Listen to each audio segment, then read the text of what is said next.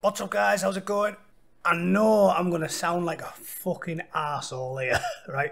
There's no way of approaching a topic this controversial when you look like me and not get accused of being an absolute arsehole. But I like to think that people can judge me on my own merits. I've got about 50 videos as a back catalogue there. Anyone can look over them.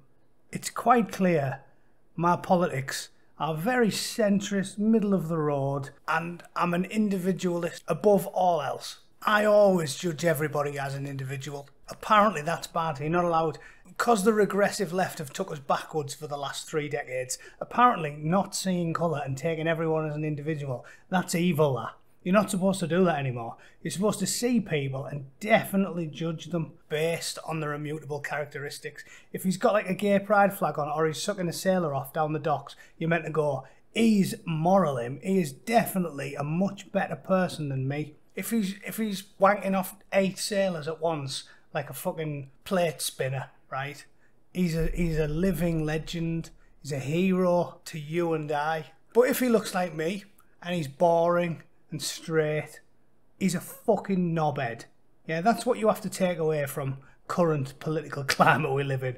And we've gone way past everyone should be equal to, let's be honest, if you're a woman, especially a woman of colour, or a lesbian, or a gay, or a Muslim, or basically you can tick off anything on the victim pyramid, you are better. You are better than me, aren't you? Like, I'm just shit. That's the world we live in. It's fine. We've got broad shoulders. Us military men, we can take it. It's not the end of the world. I will keep on laughing as the fucking chaos consumes us all. But I have to sound like a miserable twat now and just say I took umbrage with this BBC story. Well, I always take umbrage with BBC stories, which is why I cover it every weekend. But this is the most illogical thing I've ever seen, and the BBC are lapping it up like fucking Ben and Jerry's benevolent feminist ice cream.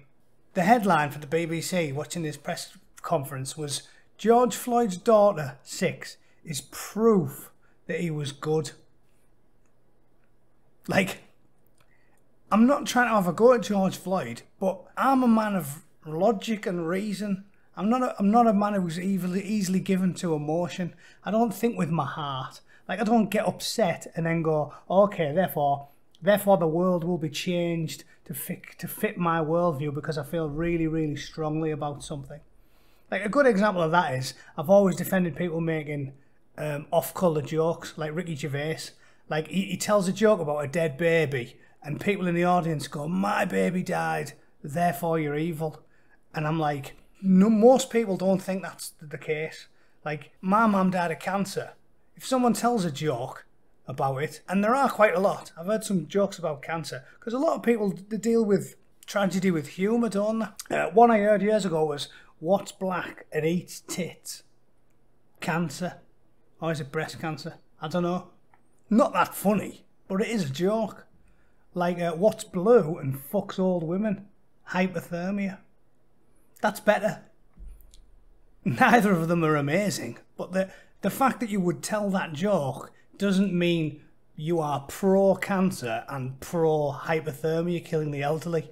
It's a joke. So being a man with a ready sense of humour, I get annoyed when people have emotional outbursts and make claims that are demonstrably absurd just because they feel really, really strongly about something. And the first thing I thought when I seen this was, what the fuck does having a functioning cock prove about your character?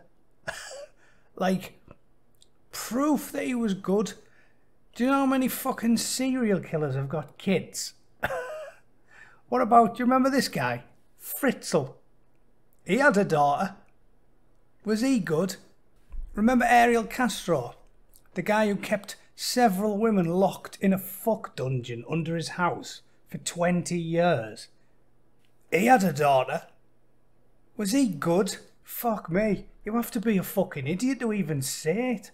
Like, I get people are emotional, but you don't just throw logic out the fucking window, do you? Anyone with a cock can have a daughter. I'll tell you what makes them good as a father is being a father to your fucking children And do you think he was good at that?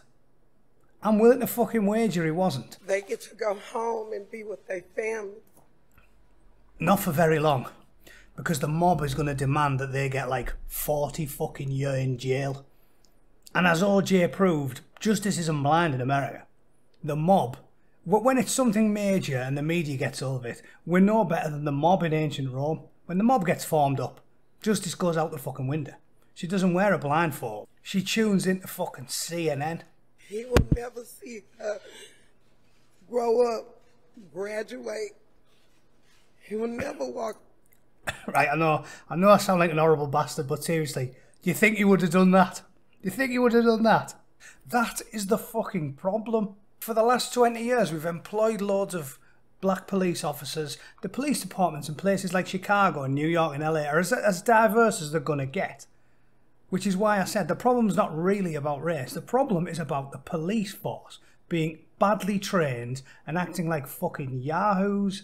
But is it any better when the copper that shoots you dead is the same colour as you? I don't think so. Remember Freddie Gray? There's the 6 people that killed Freddie Gray. Nice and fucking diverse, isn't it? You've even got a black woman in there. That means the Chicago Police Department is far more diverse than the general public.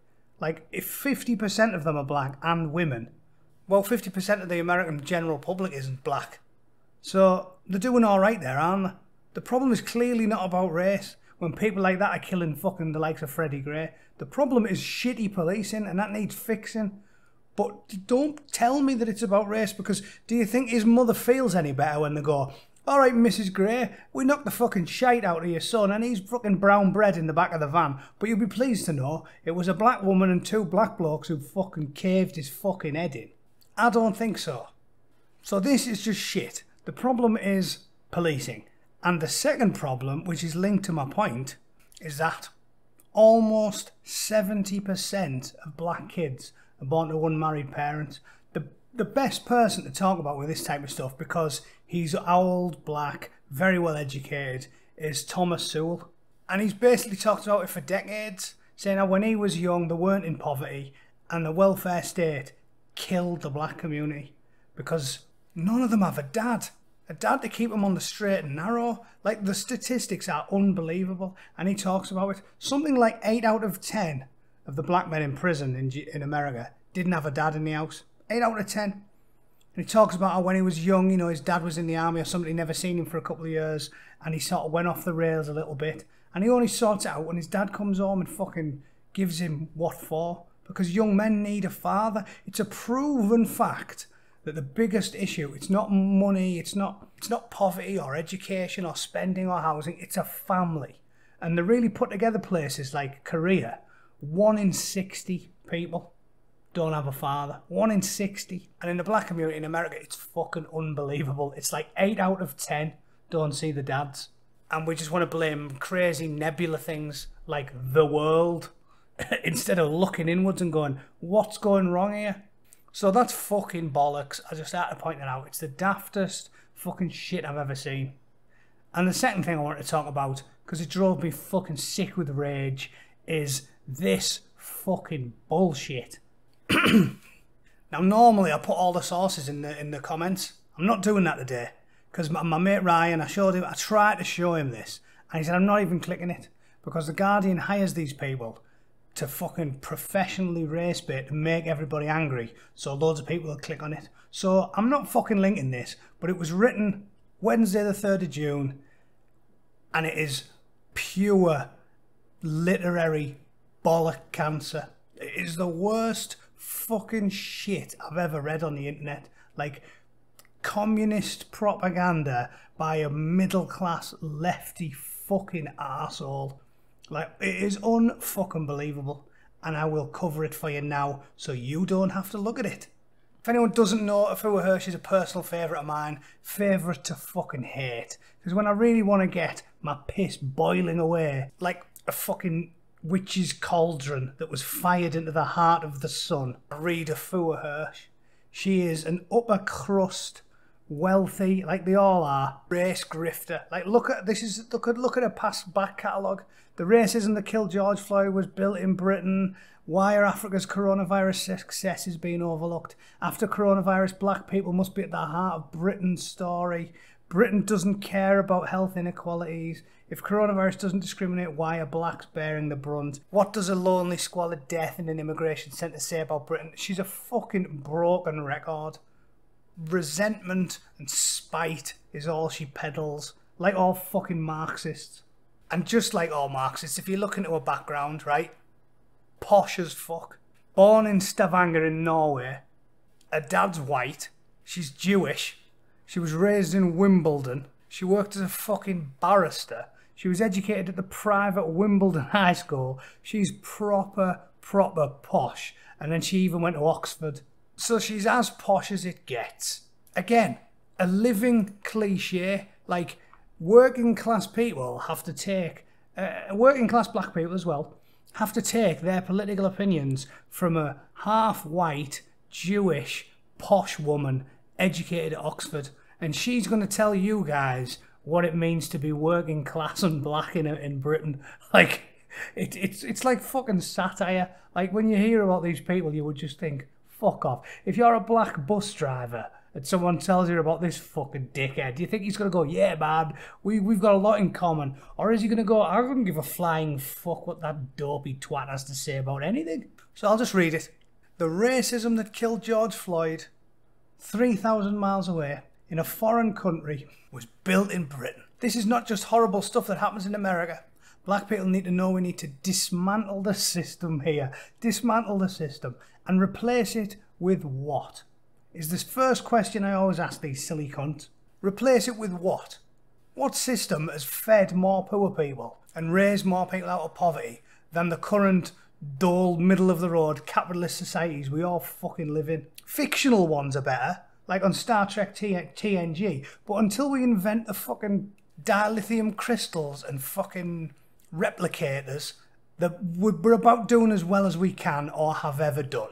So suck it up, you fucking shithead. It says, pay attention to African Americans. The headlines are now describing the US as a nation in crisis.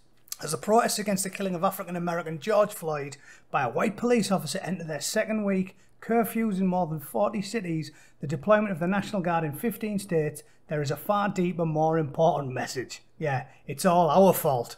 You, random Scotsman 3,400 miles away, you're a cunt. And it's your fault a fucking random copper beat a black man to death in a country you've never been to. It says the US is not in crisis. That suggests something broken. What black people are experiencing the world over is a system that finds their bodies expendable by design. African Americans told us this when they lost Trayvon Martin, Sandra Bland, etc. African Americans told us this after 9/11. Living in a state of terror is new to many white people. Says the late, great Angela Mayu, if you fucking say so, Afua. Black people have been living in a state of terror for 400 years. They told us during the Civil Rights Movement, the last time the US knew protests on this scale. And if the world paid attention to black people, they would know that the state of terror extends far beyond the US. Ghanaian president captured the trauma of so many Africans when he said black people everywhere were shocked and distraught. In Australia, protesters relived the death of David Dungay. He also cried, I can't breathe. And just this week, a police commissioner in Sydney said that an officer filmed casually attacking a teenager with brutal violence had a bad day. In the UK, black people and our allies are taken to the streets as I write to wake British people up out of their fantasy that this crisis is a problem that is both uniquely American and solvable by people returning to the status quo. And it should say, and our very posh, very middle class, pasty white, upper class arsehole allies. Because that's what they all are. And again, why do they always collectivise black people? You don't get to speak for them. If you're an elected official, you can speak for a community. But if you're just some half-white, upper-class Jewish woman, you don't get to speak on behalf of all the black people on planet fucking Earth. You dopey twat. The Foreign Secretary Dominic Raab said on behalf of Britain, we want to see de-escalation of all these tensions. If he'd bothered to listen to black British people, because they all think the same. Fucking hell, which one of us is supposed to be prejudiced here? I don't think they're all the fucking same. Afua does, though. He might have discovered that many of us do not want de-escalation. We want protest. We want change. We've been fighting for this all our lives. Yeah, I'm sure you've had a shitty life. In your private school and at Oxford. I'm sure it was a fucking nightmare. Drinking your fucking chai lattes and talking fucking nonsense in the Students' Union surrounded by other posh people. The British government could have had the humility to use this moment to acknowledge Britain's experiences. It could have discussed how Britain helped invent. We invented racism, apparently. Yeah. It doesn't go on in every country on fucking earth because humans are innately tribal. Apparently we invented the cunt. Like Margaret Thatcher just came up with it in 1980. She'll be one of these ones who thinks George Washington invented fucking slavery as well. Yeah, the Egyptians want a word with you. Afua. Today, black people in Britain are still being dehumanised by the media, disproportionately imprisoned and dying in police custody. Right? 2 black people died in the whole of the last year in police custody, and one of them was stabbing people in the eye on London Bridge. So, fucking bollocks. Also, 30 years of the industrial rape of children went on unmolested because we didn't want to even seem racist. So call me old-fashioned, but I think if you're letting foreign men fuck your kids, you're not very racist, are you? What they did instead was use George Floyd's death as an excuse to delay a report into a disparity of ethnic minority deaths from COVID-19. Listen, I've talked about this. It's the same as Middlesbrough. The simple reason there's a disparity is because ethnic minorities, like poor white chavs, don't look after themselves as well. It's not about colour, it's about poverty. If you're poor and fat and you drink a lot of fucking booze and you eat a lot of fried chicken and pints of ice cream, you die when you get ill. It's that fucking simple. You don't need to be a rocket scientist. There isn't like Boris Johnson not going, let's kill all the black people. He's not micromanaging who gets a virus. It's massive groups of people that are poor, don't take care of themselves, as well as middle-class arseholes like you, who go to the gym a lot. That's all it is. We don't need to see the fucking report. Instead of meeting the grief in our communities, its review fails to offer any insight anyway. It's now emerged that a key section was removed before publication. Their response was to appoint Kemi Badenoch, the Minister for Equalities, and a black woman to get to the bottom of it. But she can't, because she said she doesn't recognise institutional racism anyway. Alright, so she's the wrong kind of black person. So therefore she's fucking horrible as well. See what my point is though? It's not about your race, it's about politics. She doesn't like Kanye West and Candace Owens and Kemi Badenoch and any of the thousands or millions of black people that don't vote her way. So stop pretending it's about race. These race grifters pretend it is. It's not. It's about ideology. And if you're a right-leaning, hard-working conservative that happens to be black or ethnic minority, well, she fucking hates you. She'll go and hang out with Owen Jones instead. To her, Owen Jones is blacker than Kanye West. Figure that one out. She said, we don't have all the horrible stuff that happens in America here, because she's fucking right. Provably right. Look at the death statistics in police custody. More white people die, you're statistically more likely to die. Shut the fuck up, moaning. But we see racism for what it is, a system that kills our bodies and our humanity. Our reaction to George Floyd's death as black British people is an expression of generations of our lifelong unravelling pain. Again, not you though. Not your upper class twit friends either. My own personal protest has been silence. So you've done fuck all then. Fuck all. Eating caviar in your fucking £3 million house. This time I'm watching other black people graciously, brilliantly appear on these platforms to educate hosts and viewers alike. But not conservative black people. They can't educate anyone. They're basically white, really. And the next time they will be asked to come again and repeat the same wisdom. We do this work all the time. We have taken what we inherited and had no choice but to make sense of it. We've studied, read, written and understood the destructive power of race. And we are telling you that race is a system that Britain built here. We're also telling you that as long as you send all the children out into the world to be actively educated into racism, taught a white supremacist version of history, literature and art, that you are setting up a future generation to perpetuate the same violence on which the systems of power depend. We are telling you that you need to dismantle, not de-escalate. Pay attention. Dismantle. Dismantle what? Everything the system and replace it with, well, we haven't thought of that yet. We'll get to it once we burn everything down first. What a load of fucking nonsense, you stupid brain-dead cunt. This woman has the fucking IQ of a pull-along duck, a rocking horse, a fucking pork pie. She is a clueless thunder cunt of monumental proportions, and the only reason these fuckheads put her in there is so that daft cunts like me will click on it. But my excuse is I at least read it to you, so hopefully there's 1,000 less people that can scroll past it on Twitter, because every word of that was total fucking horse shit from start to finish. What a dopey, clueless cunt she is. Kanye, have a fucking word with her, mate. She's off her fucking tits. So that's what got my goat today. Yeah. And apparently if you've got a cock and you're fertile, you're a good person. It's just automatic. You couldn't make this shit up, could you? I'll see you guys on Sunday. Cheers.